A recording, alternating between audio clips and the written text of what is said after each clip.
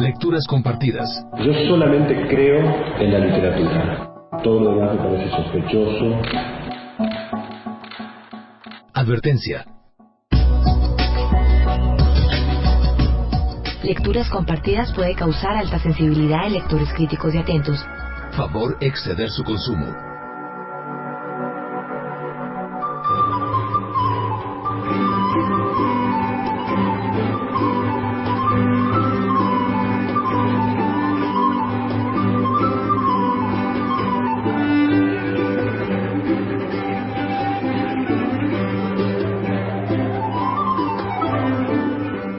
Cuatrocientos años han pasado desde que el escritor Miguel de Cervantes dio fin a las aventuras del norte y espejo de toda la caballería andante, Don Quijote de la Mancha.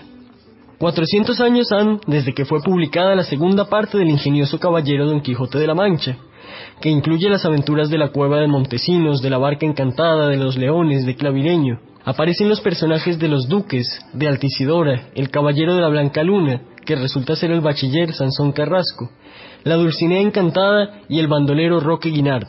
400 años, en fin, desde que el loco hidalgo caballero y el no menos enloquecido Sancho Panza, modelo de gracias escuderiles, salieron a recorrer los caminos, de la Mancha primero y de España después.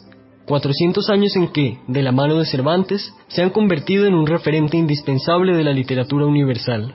Hoy, en Lecturas Compartidas, haremos un homenaje a estos 4 siglos de la aparición de la segunda parte del Don Quijote de la Mancha, publicada por primera vez en el otoño de 1615.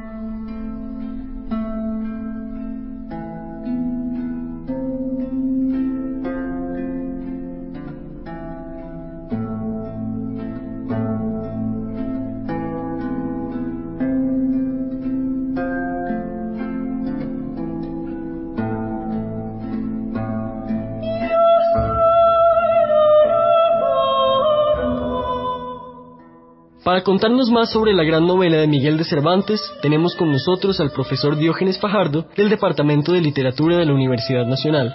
Estaremos hoy entrevistando al profesor, quien nos contará más datos sobre esta novela.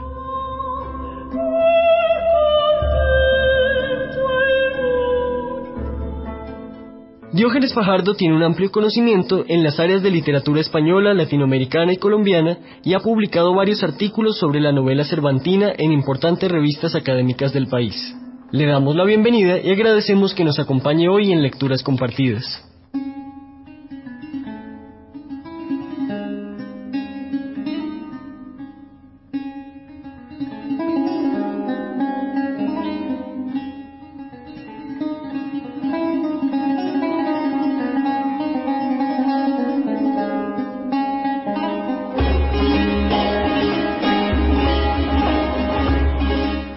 Comúnmente, se destaca la importancia que el Quijote tiene para la configuración de la novela moderna. Pensando en ello, quisiéramos preguntarle, en primer lugar, ¿cuáles son las innovaciones literarias que propone la novela de Cervantes? Pues yo creo que muy certeramente el escritor checo, en su artículo sobre Cervantes, Milan Kundera, nos dice que hay 2 textos que nos van a inaugurar esa modernidad, que son el de Rabelais y el de Cervantes. Gargantúa y Don Quijote se paran allí como los 2 pilares sobre los cuales se va a construir todo el desarrollo de la novela posterior. De hecho, por ejemplo, cuando tuve oportunidad de leer autores y dar aquí el curso del siglo XVIII, me llamó mucho la atención la influencia del Quijote en la literatura, particularmente en la narrativa inglesa. Y entonces uno comprende que es que el Quijote es verdaderamente ese pilar y ese punto de referencia para cualquier novelista, no en español, sino en cualquier idioma, es decir, para el género. ¿Qué aporta? Ambos aportan el humor, ambos aportan una nueva visión sobre el personaje, pero en el Quijote me parece que Cervantes logra combinar muy bien el hecho de recoger toda la tradición, las formas narrativas hasta ese momento, que han sido esquematizadas por la crítica una narrativa idealista, una narrativa mucho más realista, y cómo se combinan todas esas formas narrativas en el Quijote, de tal manera que uno, leyendo el Quijote, sabe todo lo que hasta ese momento se construía en narrativa: la novela de caballería, la novela de aventura, la novela bizantina, y por otra parte la novela un poco más realista, un poco más alrededor del pícaro, la picaresca, por supuesto, y no solamente en la figura del autor del libro sobre la vida de sus picardías, Ginés de Pasamonte, sino en el mismo hecho del contraste entre el idealismo de Don Quijote y el realismo de Sancho Panza. Ahí podemos ver como las dos tendencias perfectamente. Por supuesto que la gran mayoría y el porcentaje mayor es el de la novela de caballería, específicamente con el punto de referencia de que Don Quijote hay que leerlo con el trasfondo y con el espejo de la Amadís de Gaula, porque incluso desde ese primer capítulo, cuando él busca su nombre, es Amadís de Gaula, Don Quijote de la Mancha, y todo será imitación. Cierra la aventura de Sierra Morena y su penitencia igual. Esto sucede allí en Amadís de Gaula. Él también se va, convertido en Beltenebros, el bello de la noche, a hacer penitencia por su disgusto con Oriana, y de la misma manera Don Quijote va a hacer esa penitencia por si posiblemente ella haya sido disgustada, aunque él no tenga ninguna conciencia de ello. Entonces tenemos que el mayor porcentaje es la novela de caballería, y Don Quijote, por supuesto, entenderá y sabrá, como en todo, en ambas partes, tanto en la primera como en la segunda, entenderá fundamentalmente de novela de caballería, no tanto de la novela realista, de la novela picaresca. A ese propósito es muy diciente cuando Ginés de Pasamonte le responde la inquietud de Don Quijote, si el libro está terminado, y Ginés de Pasamonte le dice: pero ¿cómo así? No puede estar terminado porque mis días no lo han. Es decir, si yo no he muerto, si yo no he terminado, el libro siempre llegará al presente donde él está y no puede terminar. Esa pregunta de Don Quijote refleja como que él no conoce perfectamente cómo son esos patrones narrativos en ese tipo de narrativa. Pero de todas maneras, para un estudiante hoy es muy diciente que en un solo texto podamos encontrar todas esas formas narrativas muy bien ilustradas, muy bien estructuradas alrededor de Don Quijote y de Sancho. Nos gustaría que ampliara un poco este asunto que mencionó de cómo ha influido el Quijote en la narrativa posterior, cómo ha sido leído y reelaborado durante estos 4 siglos que han pasado desde su aparición. Particularmente, nos interesaría saber cómo se ha dado este proceso en América Latina. El Quijote, como señalaba antes, se convierte en un punto de referencia para todo estudioso del género, bien sea para los practicantes, bien sea para los teóricos, porque ya después del Quijote no hay manera en que se deje de lado. Y cuando hablaba del siglo XVIII, la crítica ya ha señalado que una novela tan importante para el desarrollo de la literatura inglesa y luego para la literatura universal, como el Tristram Shandy de Lawrence Sterne, tiene esa influencia del Quijote, y en cierto sentido es un homenaje al Quijote. Y así podría uno encontrar influencia hasta tiempos contemporáneos, en donde el punto de contacto con Cervantes va a ser muy apreciado por escritores que ni siquiera se encuentran dentro del ámbito español, cultural español. Volviendo a ese contexto inglés, por ejemplo, me llamó la atención que Robert Alter, en su libro The Novel as a Self-Conscious Genre, tome como punto de partida de la novela autoconsciente precisamente al Quijote, que como que llama la atención para decir: esto que aparece en muchos libros como la característica de la posmodernidad viene desde el Quijote, que es el primero que tiene esa visión de plantearnos las dudas sobre la novela, de hablarnos de la novela dentro de la novela y de hacernos conscientes de lo que es una narrativa, una ficción, una narrativa ficcional. Entonces me parece que cualquier lector de cualquier cultura siempre ha visto el Quijote como el gran aporte de español a la literatura y particularmente al género narrativo. En el caso de América Latina, por supuesto, y como obvia consecuencia, el Quijote siempre ha sido visto como parte de esa herencia, como parte de esa tradición que recogemos, que todo escritor recoge, y ha tenido muy buena aceptación como lectores e incluso como continuadores del Quijote. Algo que Cervantes decía: voy a escribir esta segunda parte y voy a darle muerte al Quijote, con eso nadie más se va a atrever a hacer otro falso Quijote. Resulta que no, que hemos tenido en América Latina autores que nos hablan de esa forma de continuar el Quijote. Voy a señalar simplemente dos para ilustrar este punto. El primero es que en el siglo XIX se le ocurre en Ecuador a este autor, Juan Montalvo, escribir los capítulos que se le olvidaron a Cervantes. Escribir capítulos que estén dentro de ese espíritu, de ese lenguaje y de esta narrativa. Por supuesto que es un ingente trabajo que se toma este autor ecuatoriano y logra hacer su libro con esos capítulos que se le olvidan y que ya han sido también trabajados por la crítica para ver de qué manera se puede ver como una especie de continuación del Quijote, complementación del Quijote. De alguna manera es escritura sobre ese Quijote. Hay otras obras, otros autores que han intentado escribir algo sobre el Quijote, Augusto de Almar, por ejemplo, pero hoy en día la siguiente referencia más notoria va a ser la del Quijote de Pierre Menard. Pierre Menard como autor del Quijote, Pierre Menard como ese crítico que quiere escribir no un Quijote sino el Quijote, y que al final nos da y nos enseña nuevas formas de leer, como señala el narrador en ese texto ficcional de Jorge Luis Borges.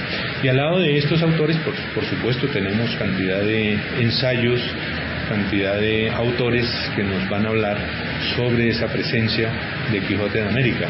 Alejo Carpentier, por ejemplo, Augusto Roa Bastos, y muy profusamente Carlos Fuentes, quien le dedicó muchísimos textos, particularmente uno podría pensar en El espejo enterrado, todo lo que nos dice del Quijote, que es esa historia contrastada de España y de América Latina, y particularmente en un libro de ensayos que se llama La crítica de la lectura en Cervantes, y ver cómo Quijote representa particularmente eso, una crítica a la forma de leer.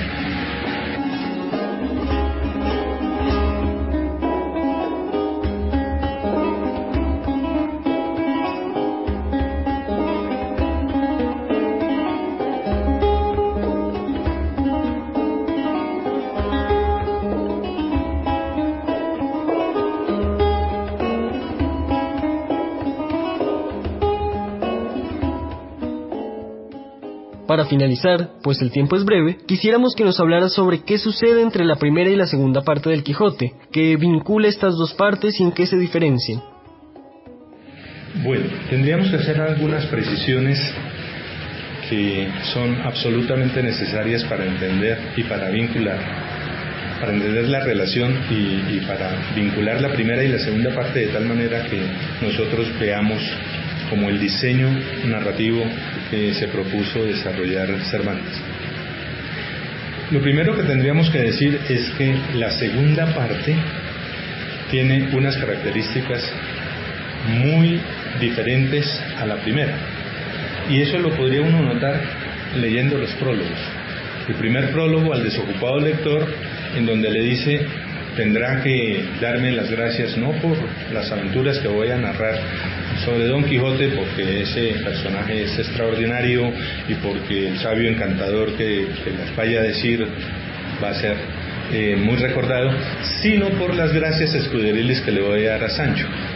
Un tono festivo, un tono humorístico en ese primer prólogo dirigido al lector, a ese desocupado lector que se va a dar a la tarea de leer sobre las aventuras de estos personajes. En cambio, la segunda parte es un prólogo que está determinado por la aparición, un año antes de esa segunda parte, del famoso, no tanto por la calidad literaria, sino por la referencia precisamente, del famoso Quijote de Avellaneda, es decir, la segunda parte que había aparecido con ese seudónimo y que le sirve a Cervantes, por una parte me parece que de acicate. O sea, para mí es muy sintomático que de la primera a la segunda parte pasen del 1605 a 1615, es decir, 10 años, y que en 1614, es decir, a los 9 años de esa aparición, tengamos la segunda parte apócrifa del falso Quijote, porque me parece que aunque lo más seguro es que Cervantes viniese trabajando en esa segunda parte, el hecho de que apareciera el falso Quijote le hizo cambiar muchas cosas, y ahí me parece que está una de las genialidades de Cervantes, y que se la dice al lector. Le dice: no crea que voy aquí a emplear muchos adjetivos en contra de este autor falso que ha hecho la segunda parte.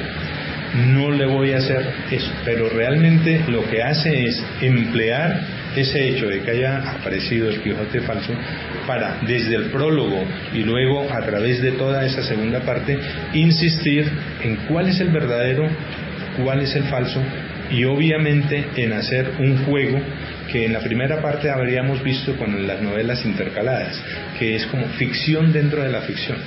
Y aquí llega a ser un poco más exagerado, pero más interesante, porque es ficción falsa dentro de la ficción verdadera. Es decir, el falso Quijote, el de Avellaneda y algunos de los personajes de ese falso Quijote, metidos allí en el Quijote verdadero, es decir, en la ficción verdadera, que es la de Cervantes. Y el punto máximo de eso, como la crítica lo ha señalado muy bien, es el momento en que Don Quijote se encuentra con Álvaro Tarfe, uno de esos personajes que provienen del apócrifo, del falso, y discuten sobre cuál es el verdadero, cuál es el auténtico y cuál es el falso. Eso me parece que hace que la segunda parte estructuralmente cambie por completo. Un segundo hecho que también nos ayuda a explicar la diferencia entre la primera y la segunda parte tiene que ver con que en la segunda parte de Don Quijote y Sancho se saben personajes de novela y se saben leídos.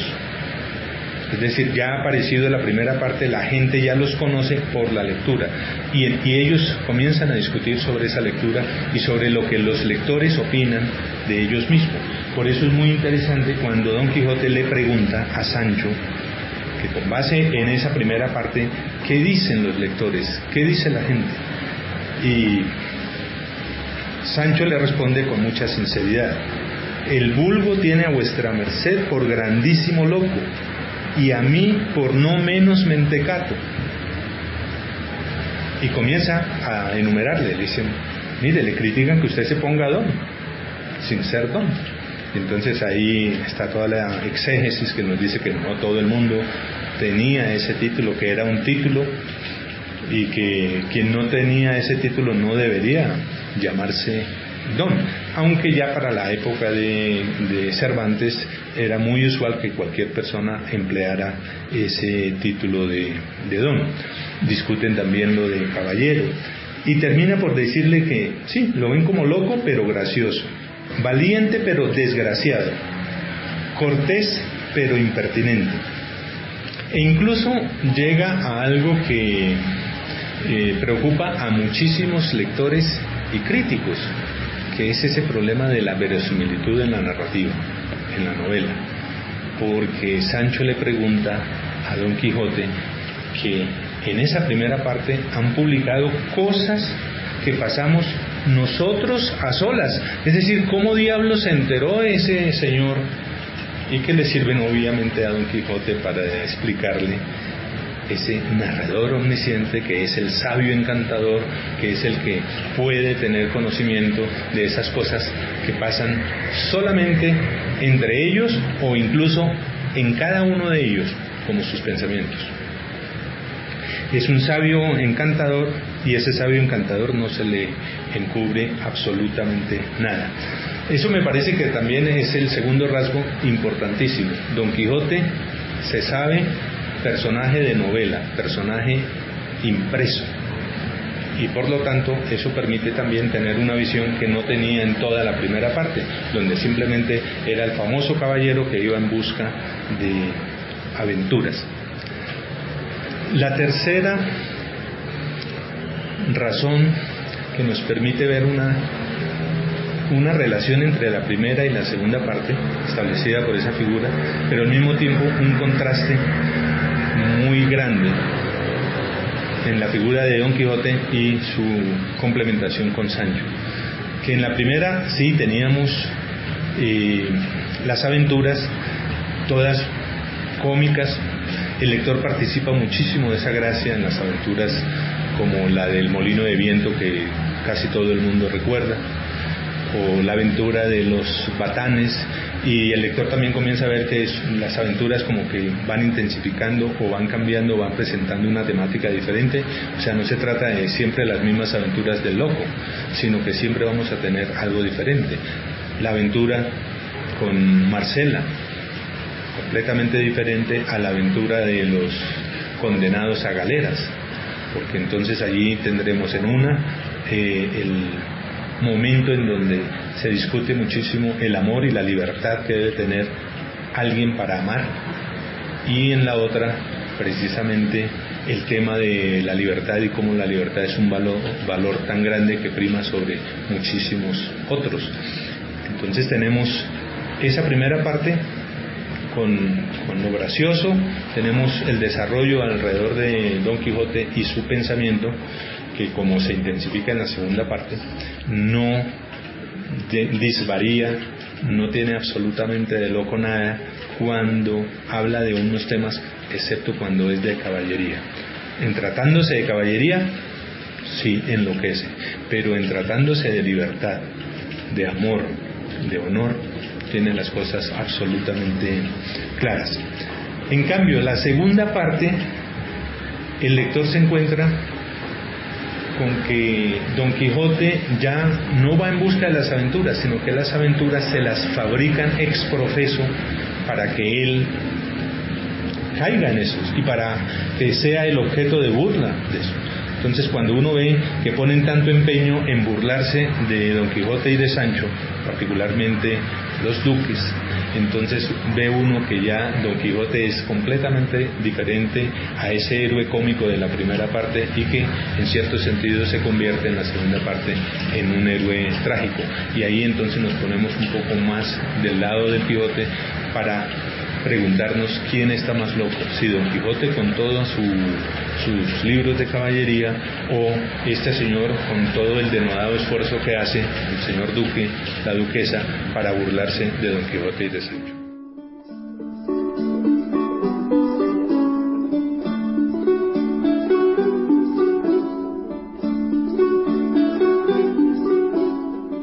Con esto terminamos nuestro programa de hoy. Agradecemos a nuestros oyentes por su sintonía. Para finalizar, los dejamos con un fragmento de la segunda parte del Quijote, leído por el profesor Diógenes Fajardo. Estuvieron con ustedes en la producción Edgar Huasca, en el guión John Freddy Huechá, y quien les habla Sergio Silva. Hasta una próxima ocasión, y no olviden que pueden escribirnos al correo lectucompartida@unal.edu.co o a nuestra página de Facebook Lecturas Compartidas. Muy bien, vamos a leer del capítulo 43 de la segunda parte, titulado De los consejos segundos que dio Don Quijote a Sancho Panza.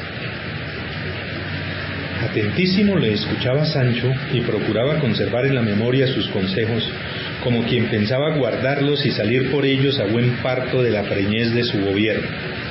Prosiguió pues Don Quijote y dijo: en lo que toca a cómo has de gobernar tu persona y casa, Sancho, lo primero que te encargo es que seas limpio y que te cortes las uñas sin dejarlas crecer como algunos hacen, a quien su ignorancia les ha dado a entender que las uñas largas les hermosean las manos, como si aquel excremento y añadidura que se dejan de cortar fuese uña, siendo antes garras de cernícalo, lagartígero, puerco y extraordinario abuso. Lecturas compartidas. Yo solamente creo en la literatura. Todo lo demás me parece sospechoso. Advertencia. Lecturas compartidas puede causar alta sensibilidad en lectores críticos y atentos. Favor exceder su consumo.